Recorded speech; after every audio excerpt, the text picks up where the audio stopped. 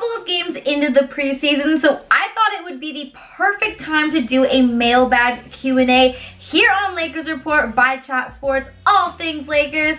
What's up, Laker fam? I'm Hannah Kulik, aka Laker Han, and like I said, I asked you guys to send me all of your burning Laker questions through a tweet. I sent it out via my Twitter and also my Instagram. I did a cute little Instagram post asking you guys to send me all of your Laker questions. I got a ton. Really quickly, before we get into these questions, I want to make sure that you guys are following me on my Instagram and my Twitter. That way you can make sure that you are able to participate in the next Q&A, because we are definitely going to be doing a lot of these Q&As.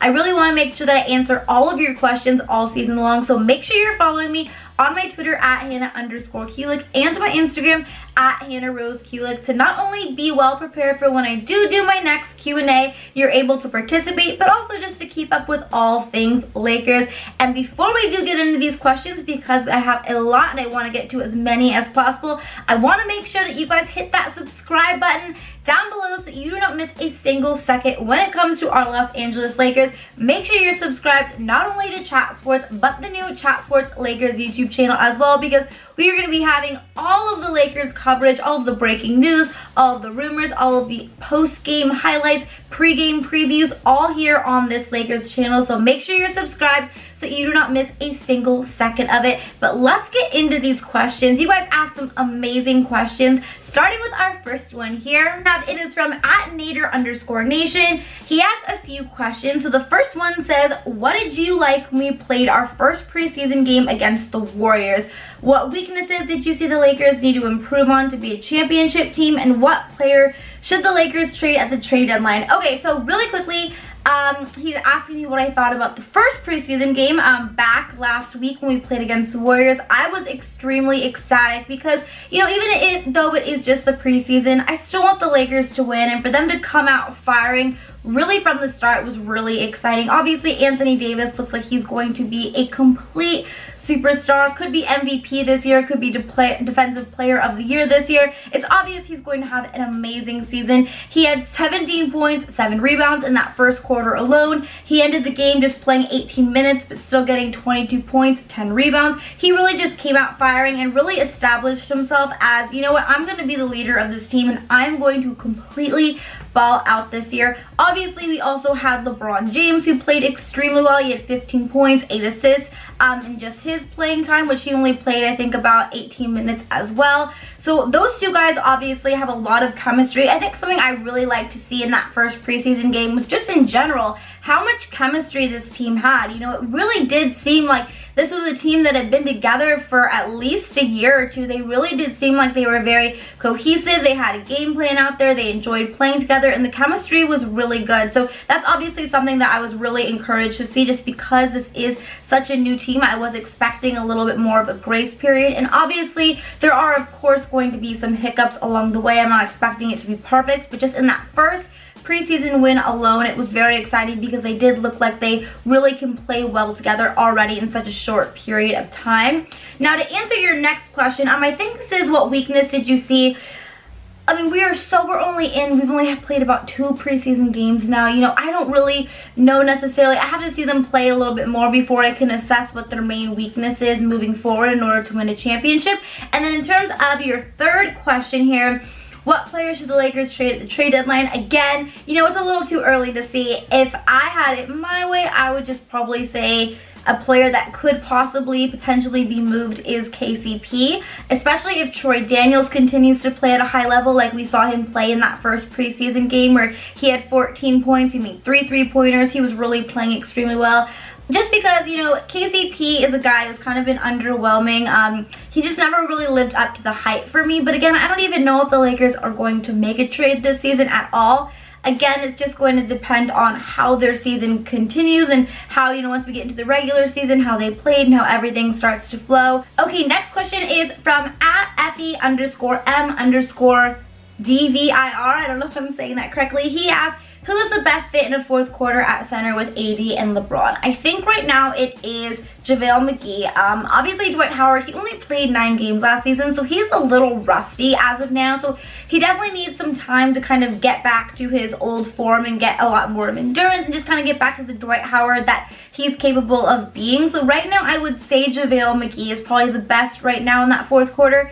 But I would expect that as the season continues, if Dwight is able to stay healthy, that he is probably going to overtake Javale and end up being not only our starting center, but also the guy who just plays center in that fourth quarter. You know, Dwight's an amazing player. He was a time when he was one of the best players in the league, certainly one of the best centers in the league, probably just the best center in the league. So he's an amazing player, but right now he's a little rusty. So I think Javale is going to get those fourth quarter minutes until Dwight is able to kind of get some more playing time under his belt and kind of like brush the dust off a little bit there. But the next question I'm moving on is from @Alex _group_, and he asks, can LeBron bring a championship to the Lakers? Absolutely, you guys. We have an amazing team this year. We have 2 superstars in LeBron and AD. We already saw them, that they have amazing chemistry on the court together. They are very hungry. They are determined this season. They really want to do really well. You can see it in both of their eyes and just see it both of them when they play. And we have a very talented, deep roster. So I definitely think, obviously, LeBron himself can't bring us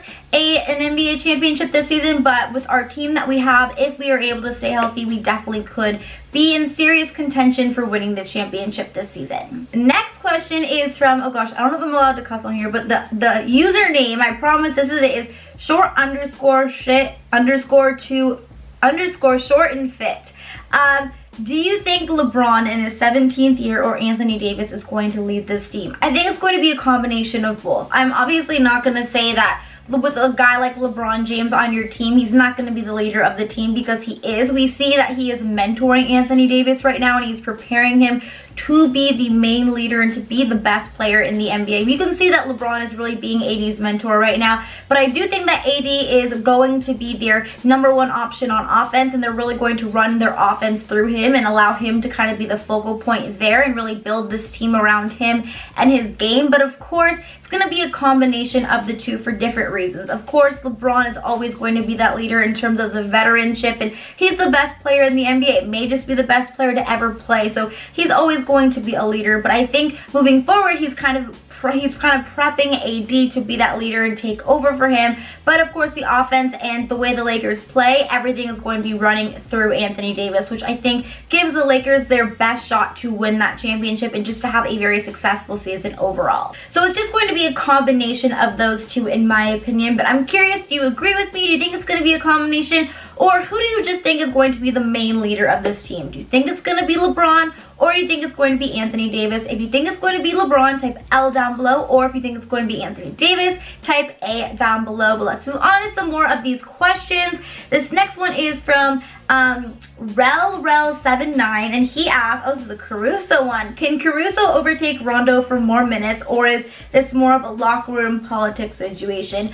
Caruso is actually a guy that I could definitely see as the season progresses if he continues to play well. Obviously, we saw him last season just really play well, especially towards the end of the season. If he continues to play that way, continues to play at a high level, is able to be consistently knocking down the threes, playing hard on D, then you could definitely see Caruso overtake Rondo as that starting point guard and just getting a majority of these starting point guard or just point guard minutes in general. When you look at the Lakers and their point guard situation and just the best point guard they have overall from every aspect of their game, from, you know, their ability to score, from their defense, from, you know, just the different shot selections they have, getting to the rim, shooting the basket, creating your own shot, also, you know, distributing the ball, I think Caruso may actually be the best bet. So as of now, I wouldn't assume he's going to be that starting point guard to start the season, but you definitely could see him get some of those minutes and overtake Rondo at that starting point guard spot. All right, we have a couple of people now who want to know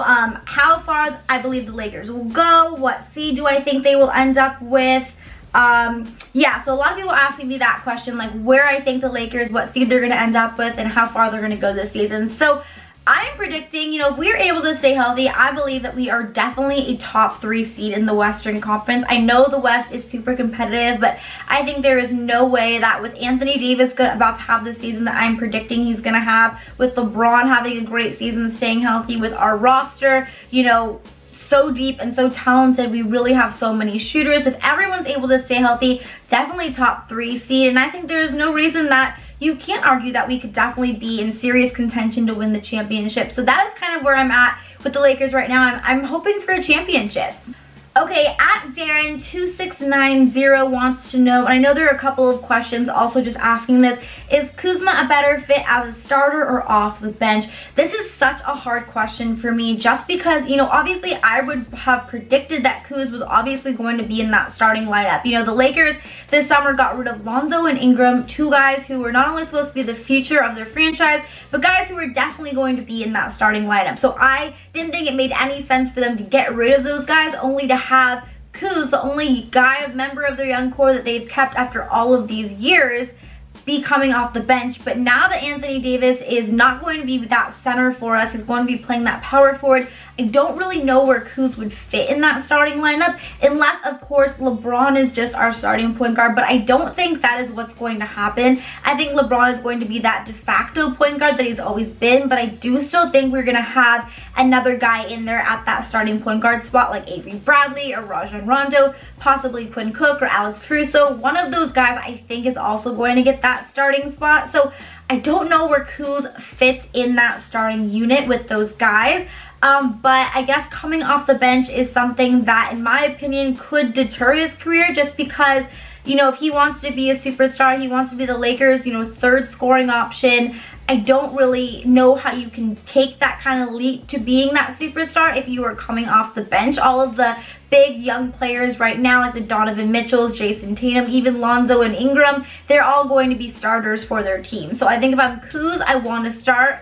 But, I mean, coming off the bench, as long as he's in that 4th quarter in crunch time, I think that's the most important thing. But it's all going to depend, in my opinion, on how Kuz really gets off to this season. And, of course, if he's just able to be healthy, first of all, which I know is a question down here. I'm looking, there's a lot of questions asking about Kuz and his health. So we're definitely going to talk about that. But I think if Kuz is healthy, it's all just going to depend on how he kind of plays when he gets the minutes. If he's playing like a superstar and if he's knocking down his threes and if he's playing at such a high level, then I think the Lakers are going to have to move that starting spot, that starting lineup around to make him a starter. But I think maybe to possibly start the season, he may be coming off the bench. But I want to know your opinion on this because obviously I would love to have Kuzma start. I just don't necessarily know where he could be in that starting lineup unless LeBron's at point guard. And like I said, I don't think he's going to be in that starting point guard spot on opening night. So what do you think is the best spot for Kuz? Do you think he should be a starter or do you think he should be coming off the bench? If you think he should start, type S down below, or if you think he should come off the bench, type B down below.